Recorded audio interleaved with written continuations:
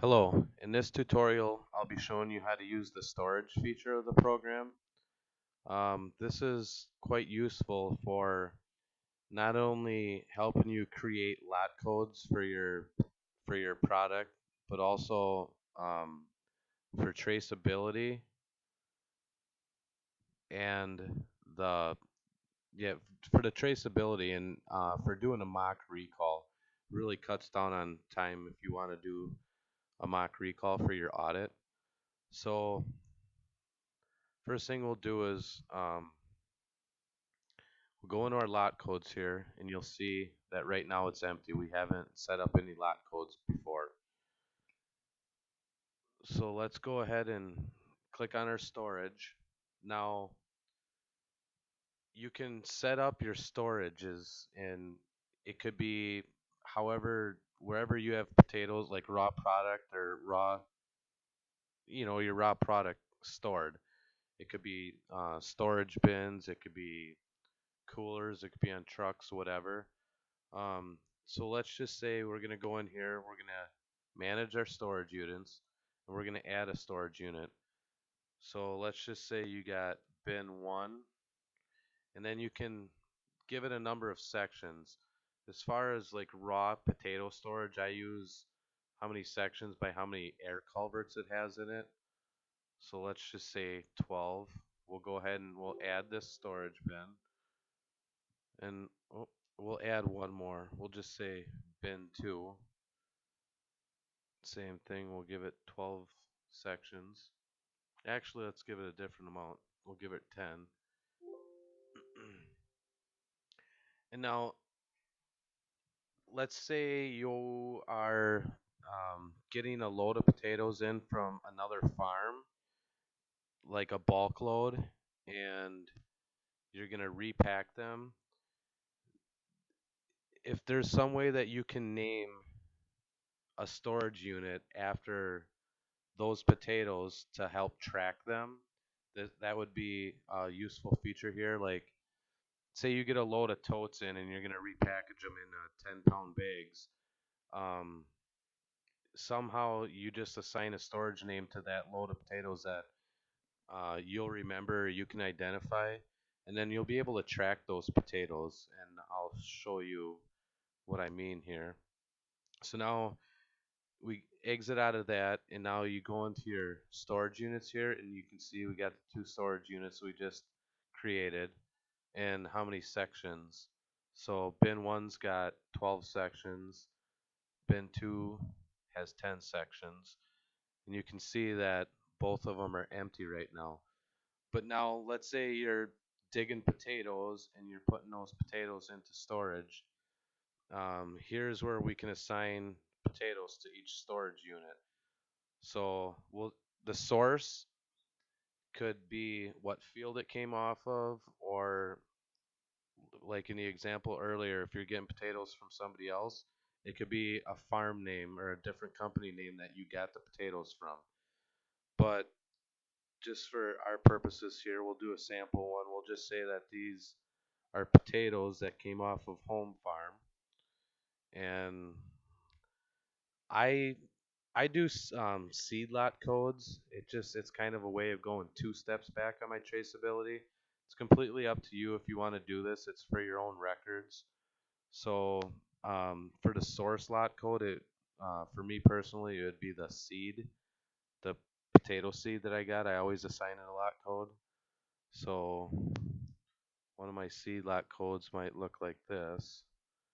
Like I said, this is totally up to you if you want to put in a source lot code or not. Now the variety,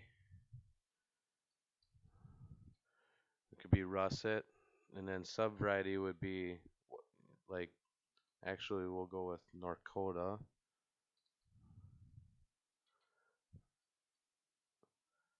And then you can also type in a strain. We'll say they're 296s. And now here's where you can assign a lot code to those potatoes that are going into storage. So since these are russet Norcota 296s, we can do a lot code. The lot code's completely up to you. However you want to make your lot codes up to you. I'll just do something like RN for Russet, North Dakota 296s, and they were in bin 1. And now here you can enter in an amount, an estimated amount. Say it's a big storage bin, it could be like 16,000 bags. Or if you got a load of potatoes on totes and there was 42,000 pounds, and you know that's how much, that's where you can add in the weight. Um, just for testing purposes here, I'll just put in that we got uh, let's just say 2,500 bags. And now you can add it to certain sections of this storage unit. So let's add it from sections 1 through 9. Now we got all of our information. We can hit add. And now it's showing you that bin 1, pipes 1 through 9 have Home Farm Russet North Dakota 296s. And now you can actually add another product to this same storage unit. So let's just say that we're going to have some Gold Rush in the same storage unit. There won't be a strain on those.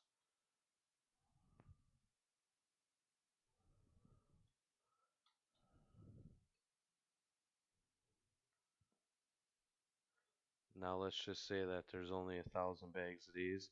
Now you can see that unit or sections 10, 11, and 12 are empty, so we could just add that starting section and then the ending section. Oop. Hit the add. Now you can see that you got your two different um, raw products in that storage. We'll just leave bin 2 empty for right now. So now that is how you set up your storage units and sections. And now, like I said, we put these potatoes in that, and we assigned it the lot code RN2961. So now if you exit out of here, you can actually go into your lot codes tab, and you'll see that it added those two lot codes that we just created. So now if you want to, if you're going to be running product out of the same storage unit for a long time, say you're in a bin 1 and it takes you 3 weeks to go through it, you could actually go into your settings.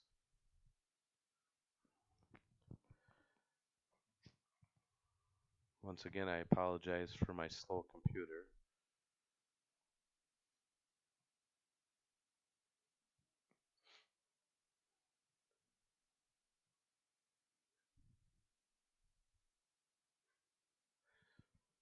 And now you can set a default storage unit. We'll say bin 1, and we know that we're on section 3, or let's just say section 1, because we know 1 through 9 are the North Dakota 296s.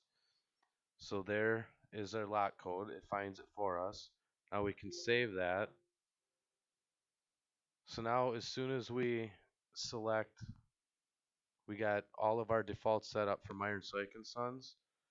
Now you can see that it selects the storage unit, the section, and the lot code for us right away. So that just saves us a little bit of time. We don't have to type that in every time you want to print labels.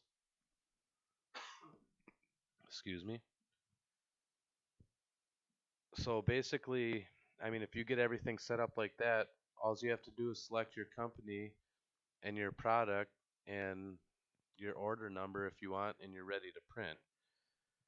Now, the other nice thing about the storage is if you put in an estimated number of bags, let's go ahead now. We know that we got 2,500 bags of the North Dakota 296s in raw product storage. So let's go ahead.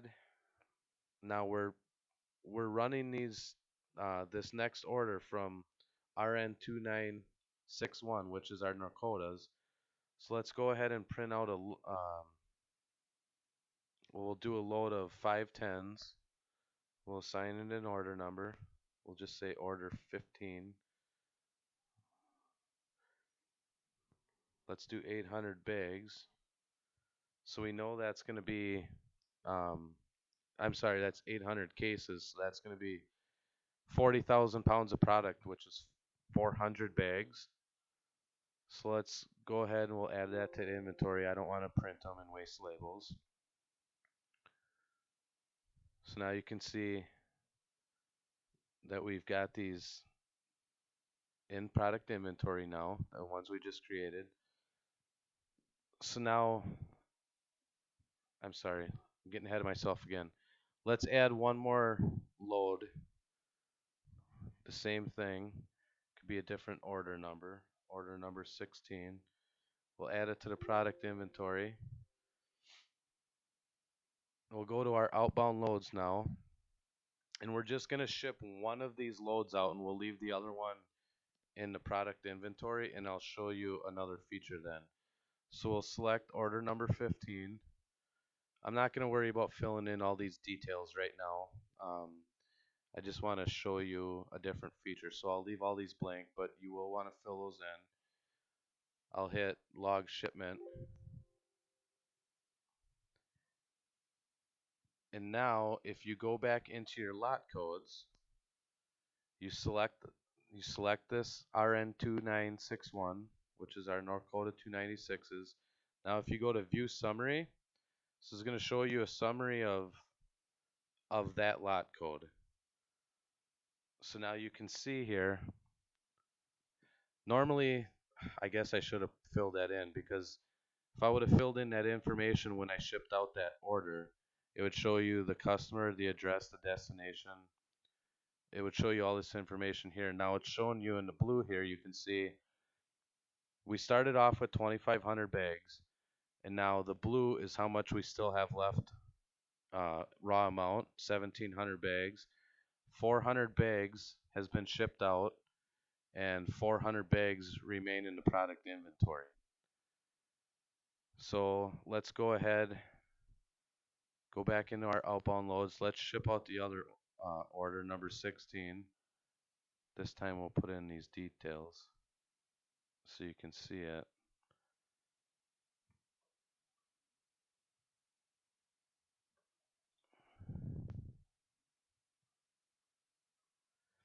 Okay, we'll go ahead and we'll log this order. We'll go back into our lot codes, select the lot code we were just doing, hit view summary, and now you can see it added in the rest of that information, where it was sent, um, the ship date and the carrier, and now you can see that 800 bags have been shipped out, 1,700 remain in raw product amount, and we don't have any more left in inventory. So this is really nice if you do, on your audit, if you have to do a mock recall, they always want to know, these are the details they want to know on your mock recall. And I don't have the feature in there yet. It'll be coming probably by the end of June, where you'll be able to basically just select a lot code, answer a few questions, and it'll print out a mock recall for you. That's a feature that's coming down the road. Not quite sure when I'm going to have it out yet.